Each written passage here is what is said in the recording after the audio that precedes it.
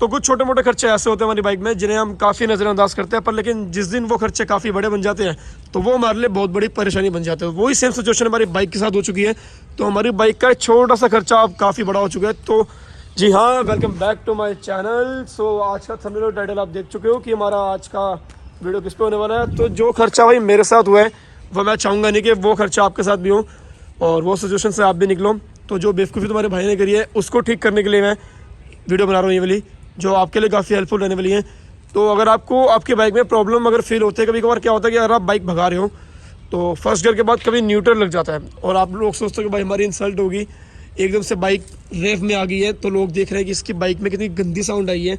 तो वो सिचुएशन कभी कभी काफ़ी अनोइंग होती है हमारे लिए। और कभी कभी हम रेड लाइट में खड़े हैं और सेंटर पर ट्रैक्शन बन रखी है हमारी बाइक, और जब हम गेयर डालते हैं तो हमारा फर्स्ट गेयर डलता नहीं है, काफ़ी नोकिंग साउंड आती है, कट कट की साउंड आती है, जैसे हमारी जो चेन सेट है उसकी गरारियाँ कटकट कर रही होंगी, तो वैसी साउंड से आती है। तो काफ़ी लोग देखते हैं बाइक के अंदर शायद दिक्कत है।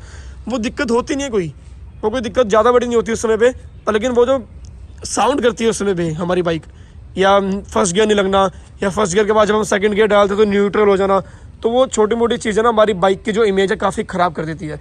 तो वो छोटा सा खर्चा क्या होता है कि जब आपका ये गियर है, ये गियर, इसके यहाँ पे जो आपका गियर शाफ्ट है उसमें जब प्ले आनी चालू हो जाए तो उसको टाइमली इसको आप टाइट करवा लो। और काफ़ी लोग का भी ये भी होता है कि भाई हमारा जो नट है वो पूरा एस्ट्रिक जो है टच हो चुका है, अब वो और ज़्यादा टाइट नहीं हो रहा, प्ले तब भी आ रही है इसके अंदर। तो उस सिचुएशन में काफ़ी लोग क्या करते हैं, उस सिचुएशन में काफ़ी लोग जो ये रोड है इस रोड का इस्तेमाल करते हैं, इसे आप थोड़ा सा एडजस्ट करके और छोटा कर देते हो। तो उसमें क्या होता है, उसमें आपका ये जो प्ले है ये थोड़ा और नीचे चला जाता है, ठीक है, और आपका जो ये गियर शाफ्ट है थोड़ा और क्लोज आ जाता है। देन उसके बाद आपका जो गियर है वो काम करना चालू कर देता है। बट लेकिन जो ये गियर शाफ्ट है ना, सेम लाइक जैसा आपकी क्लच प्लेट्स होती है ना, सेम वैसा होता है ये भी। अगर मैं एग्जांपल के तौर में बोलूँ तो जैसे आपकी क्लच प्लेट्स होती है कि एक टाइम पे इनकी जो लाइफ होती है इस तरीके से आगे आगे आती रहती है, तो मतलब एक तरह से जब एंड आ जाए इसका तो लोग सोचते हैं कि अब तो चलो भाई हमारी क्लच प्लेट्स खत्म हो चुकी है।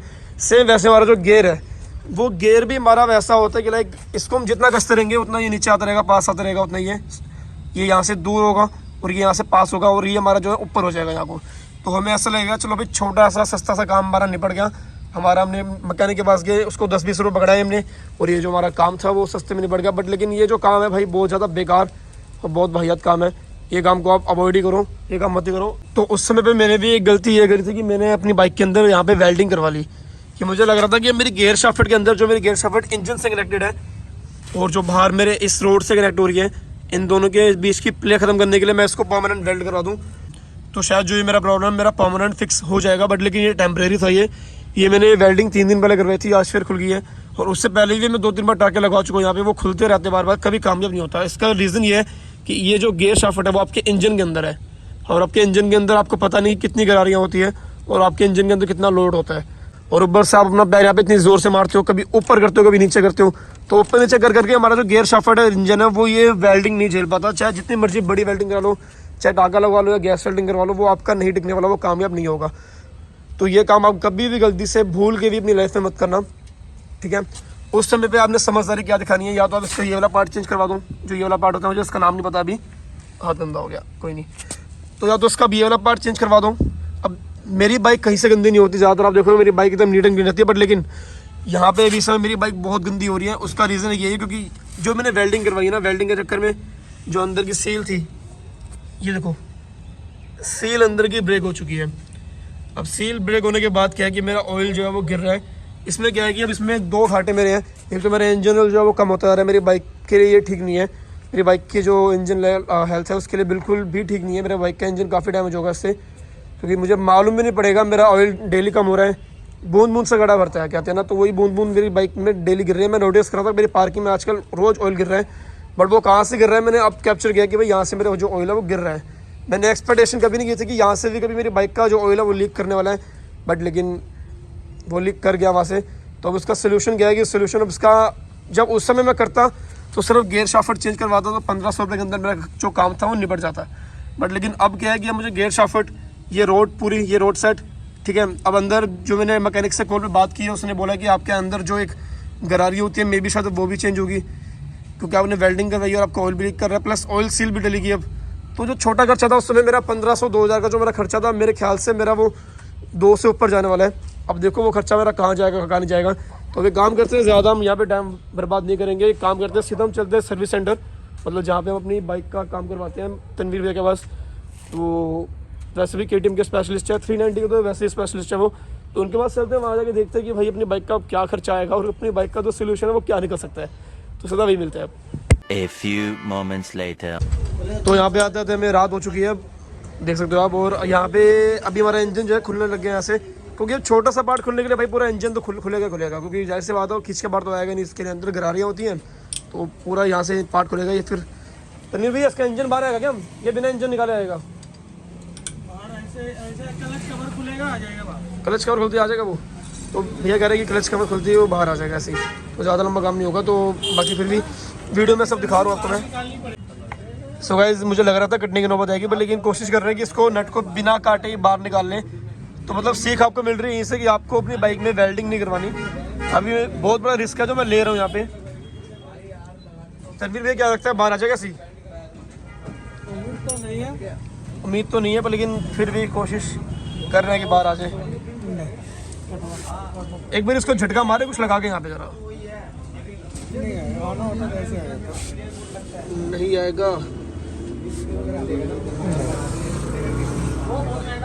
भाई, देख रहे हो सिर्फ इतना सा काम करने के लिए पूरा का पूरा मतलब यहाँ से इंजन खुल गया पूरा का पूरा।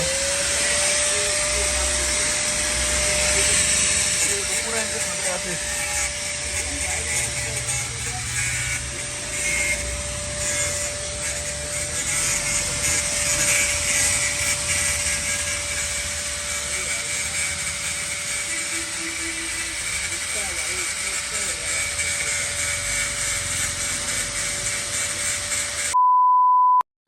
सो गाइस कल टाइम काफ़ी हो गया था तो हम घर आ गए थे। तो ये खड़ी मेरी गाड़ी और मेरी NS और मेरी RC 390। तो अब मैं आपको दिखाता हूँ कि जो मेरी बाइक है इसका जो प्रॉब्लम था वो सोल्व हुआ है कि नहीं हुआ।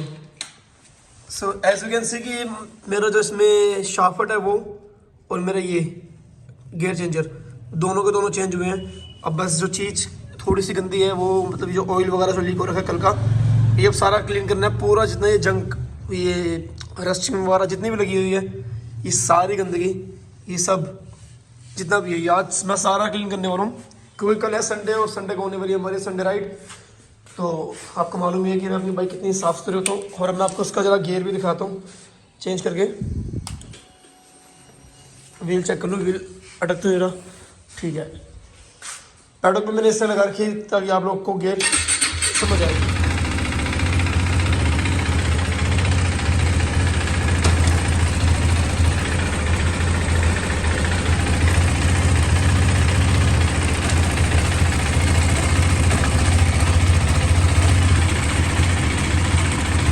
तो सही टाइम पे अगर आप उसका गियर चेंजर चेंज कर लेते सिर्फ 400 खर्चा होता उस समय पे, बट लेकिन अब जब गियर शाफ्ट तक बात आ चुकी है वेल्डिंग करवाने के बाद, तो वही खर्चा आपका गियर शाफ्ट, गियर चेंजर और लेबर तीनों में बढ़ चुका है। 1500 का गियर शाफ्ट था और 400 450 उसका गियर चेंजर है जो मैंने आपको दिखाया था छोटा सा वो, और आपकी जो लेबर है बाकी वही 800 के आसपास आपकी लेबर जो लगी है पूरा इंजन कैप खोलने का, सारी क्लच प्लेट्स बाहर निकालने का, गियर शाफ्ट्स को बाहर निकालने का, उसको काटने का, मतलब लेबर तो लगती है भाई, हर कोई कमाने बैठा है यहाँ पे, तो इतनी लेबर लग जाएगी आपकी खाम में। तो बाकी आपके एरिया के ऊपर डिपेंड है कि आप किससे काम कराते हो, वो कितनी लेबर मांगते हैं आपसे। कंपनी में तो 1500 रुपये लेबर मांग रहे थे इस काम के ऊपर, लेकिन मैंने कंपनी में करवाया नहीं मैंने, क्योंकि मैं अपना सारा काम तनवीर पे कराता हूँ, क्योंकि वो कंपनी के ही बंदे हैं। ATM मायापुरी में काम करते थे, उसके बाद उन्होंने अपना खुद का वर्कशॉप खोल लिया। तो मैं पहले जब मैं कंपनी में जाया करता था तब मैं उनसे सर्विस कराया करता था, जब उन्होंने अपना खुद का वर्कशॉप कर लिया तब भी मैं उनके पास आता हूँ। मैं यही था इस वीडियो का मोटिव कि छोटे खर्चे को नज़रअंदाज मत किया करो, उसको इमीडिएट उसी टाइम पे फिक्स कर लिया करो, वरना जब वो छोटा खर्चा काफ़ी बड़ा बन जाता है तो वो हमारे लिए सरदर्दी बन जाता है। सो ये था इस वीडियो का मोटिव। वीडियो अगर आपको अच्छा लगा तो वीडियो को लाइक कर देना, चैनल पे नए हो तो चैनल को सब्सक्राइब कर देना, और हाँ बेल आइकन मेरा जरूर प्रेस करना जिससे मेरी आने वाली न्यू वीडियो का नोटिफिकेशन आपके पास सबसे पहले। तो मैं मिलता हूँ आपको अपनी न्यू वीडियो के साथ, तब तक के लिए bye bye, take care, stay healthy and stay safe.